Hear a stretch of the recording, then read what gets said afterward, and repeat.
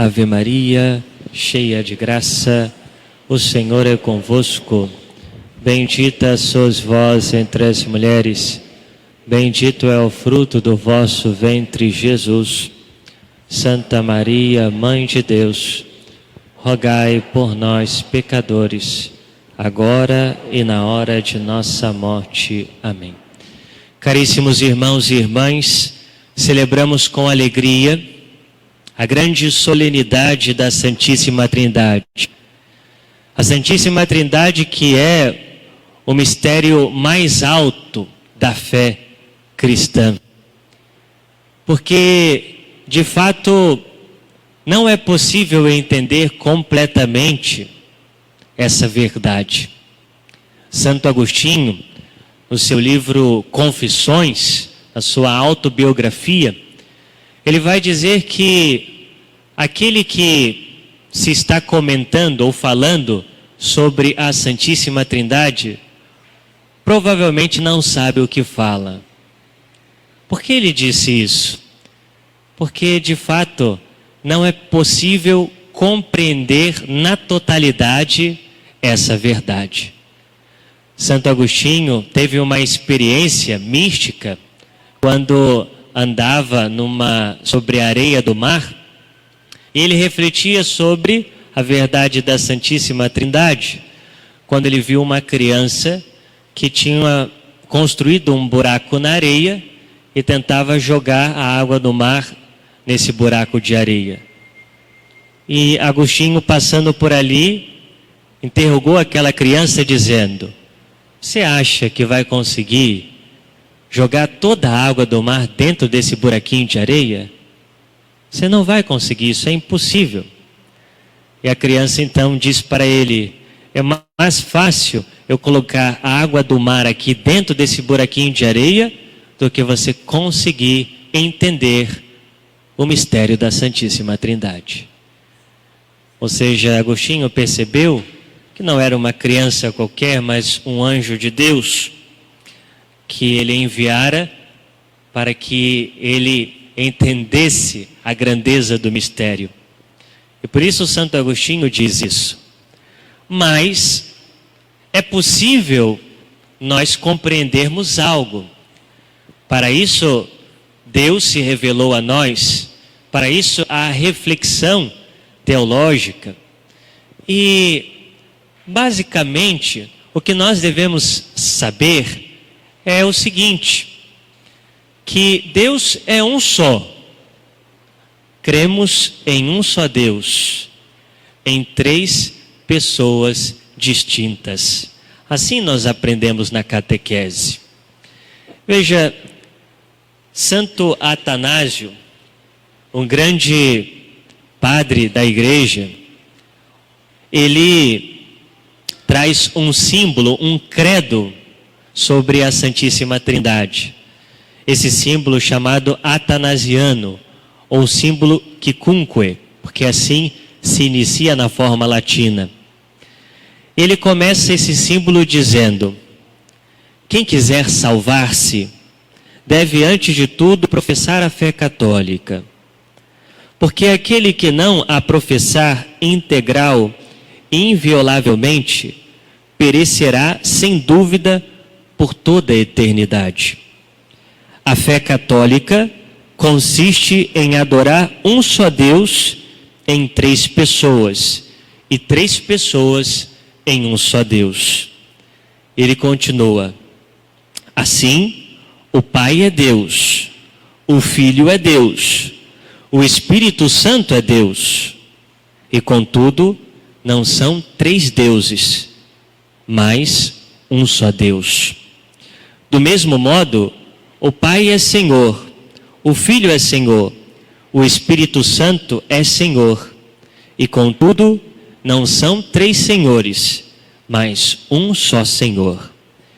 Porque assim como a verdade cristã nos manda confessar que cada uma das pessoas é Deus e Senhor, do mesmo modo, a religião católica nos proíbe dizer que são três deuses ou três senhores.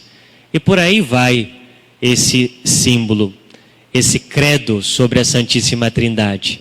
Vale a pena depois nós pesquisarmos, né? E professarmos essa fé, ou seja, esse símbolo sobre a Santíssima Trindade. Símbolo atanasiano sobre a Santíssima Trindade. Ou seja, o Pai é Deus, o Filho é Deus, o Espírito Santo é Deus. Ou seja, o Pai é incriado, o Filho é incriado, o Espírito Santo é incriado. Ou seja, todos estes, ou seja, as três pessoas sempre existiram. Sempre existiram. Pai, Filho e Espírito Santo. O Deus uno e trino. E veja, Santo Agostinho também vai dizer, numa outra obra sua, já sobre a Trindade, chamada De Trinitate, que ele diz o seguinte: ele diz que na Trindade há uma trindade de amor.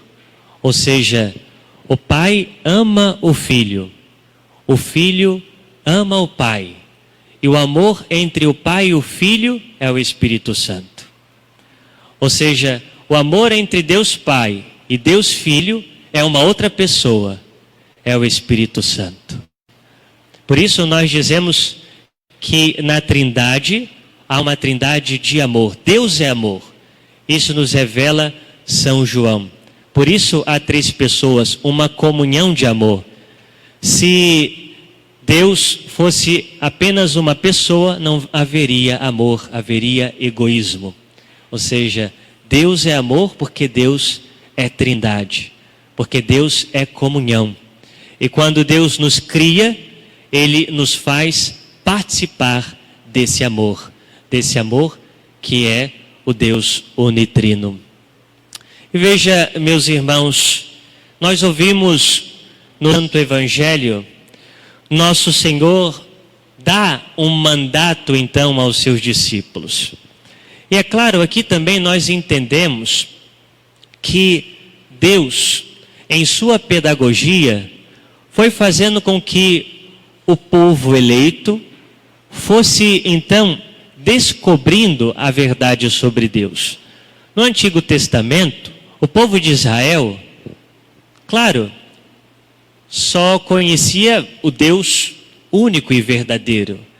É isso que nós ouvimos na primeira leitura, quando Moisés diz: reconhece, pois, hoje e grava-o em teu coração, que o Senhor é o Deus lá em cima no céu e cá embaixo na terra, e que não há outro Deus além dele. O Deus de Abraão, de Isaque e de Jacó, o Deus único. Ou seja, é em Jesus Cristo que é revelado a Santíssima Trindade. É no Novo Testamento que nos é revelado a Santíssima Trindade. Jesus, ele mesmo diz: eu vim a este mundo para fazer a vontade do meu Pai. E quando Jesus está prestes a subir aos céus, ele diz aos discípulos: se eu não subir aos céus, se eu não for, não poderei enviar o Espírito Santo. Falando da terceira pessoa da Santíssima Trindade. Sem dizer que nos evangelhos nós vemos claramente a revelação da Trindade, da transfiguração do Senhor, assim como também no batismo do Senhor. A voz do Pai, o Filho Jesus Cristo e o Espírito Santo, que na transfiguração aparece em forma de nuvem e no batismo do Senhor aparece em forma de pomba. Jesus diz no Evangelho, também citando a Santíssima Trindade: portanto, ide e fazei discípulos meus todos os povos, batizando-os em nome do Pai e do Filho e do Espírito Santo, e ensinando-os a observar tudo o que vos ordenei. Eis que estarei convosco todos os dias. Aqui, meus irmãos, nessas palavras do Senhor, nós vemos todo o conteúdo da fé cristã. Todo o conteúdo da fé cristã está nessas frases do Senhor. Por quê? Quem já teve contato com o Catecismo da Igreja Católica, aquele livro amarelinho, quem já se debruçou sobre ele, quem já o leu, vai perceber que o Catecismo ele é separado em 4 partes.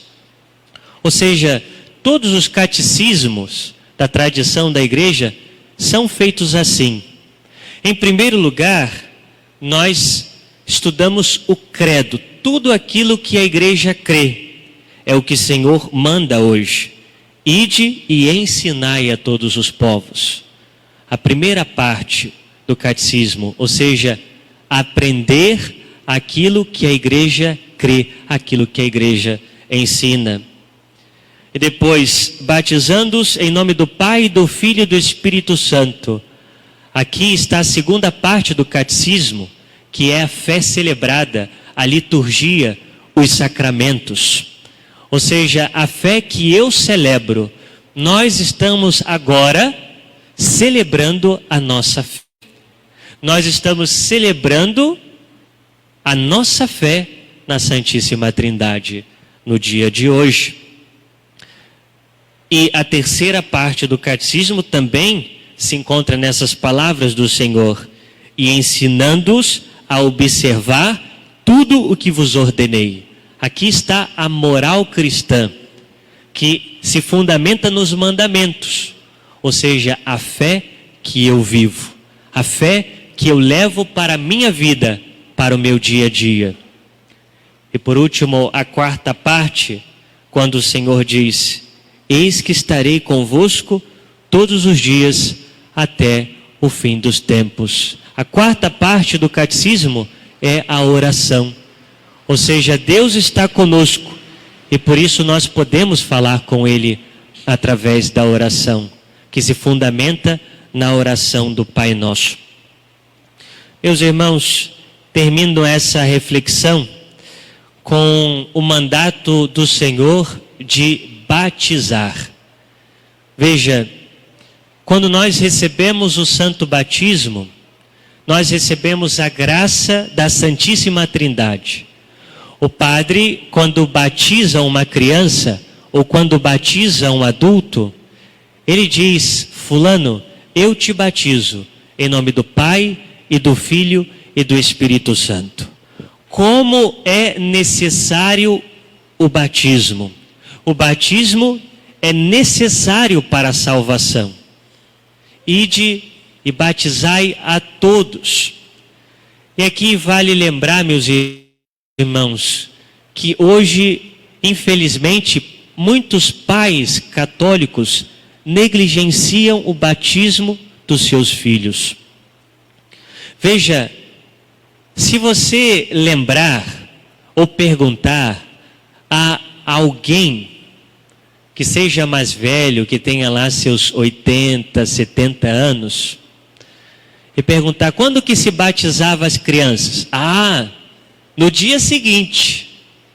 A criança nascia no dia seguinte e batizava, na semana seguinte, logo depois.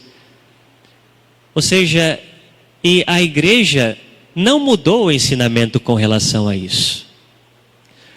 O Código de Direito Canônico, que é o livro que rege as leis da igreja, vai dizer que os pais têm a obrigação de batizar os seus filhos nas primeiras semanas de vida. Mas nós vamos colocando obstáculos para não batizar. Porque tem que ver a festinha, porque tem que reunir todo mundo, porque tem que ser aquela pessoa que tem que ser o padrinho, se não for, não vai batizar. E a criança não recebe o batismo. E a criança não recebe a graça de Deus. E os pais pecam por causa disso. Pecam gravemente. Por negligenciar aquilo que é necessário para a salvação. O maior bem que os pais podem dar aos seus filhos, crianças, bebês, é o sacramento do batismo. Não há um bem maior, porque a criança, ela nasce para a vida da graça, nasce para a vida eterna. participa do corpo místico que é a igreja. Abre as portas do céu para a criança, torna filho de Deus. E por isso o pai e a mãe devem escolher o nome de um santo para a criança, não um nome esquisito. Por quê? Por que é importante? Por que a igreja diz isso? Porque se escolhe o nome de um santo para a criança, aquele santo será o intercessor daquela criança. Aquele santo irá acompanhar aquela criança. E ao mesmo tempo, ela poderá imitar as virtudes e conhecer aquele santo. O papai e a mãe diz: olha, eu pus o nome de José por causa de São José, porque ele é seu protetor, porque ele vai interceder por você a vida inteira, e você precisa olhar para São José e imitar ele. É isso que um pai e uma mãe católicos devem fazer. Ou seja, não negligenciar o batismo, que é necessário.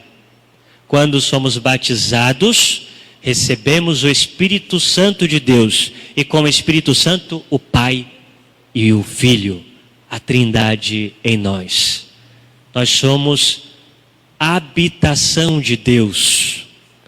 Os batizados são habitação de Deus. Isso é uma graça extraordinária. Meus irmãos, agradeçamos a esse Deus que é amor, que vem ao nosso encontro, que se revela e que habita no mais íntimo da nossa alma. Glória ao Pai, ao Filho e ao Espírito Santo. Como era no princípio, agora e sempre. Amém.